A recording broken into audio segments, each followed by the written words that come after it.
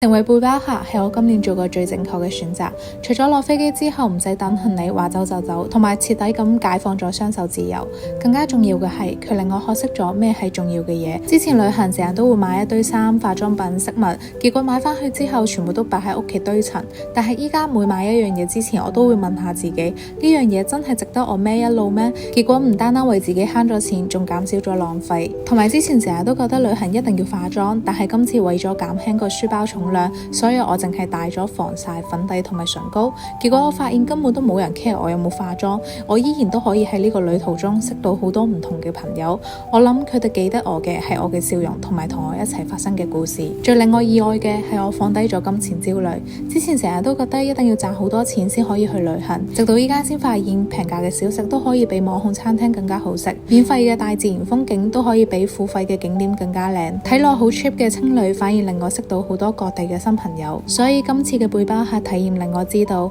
原來唔係呢個世界唔夠好，而係我曾經孭喺身上面嘅嘢太多。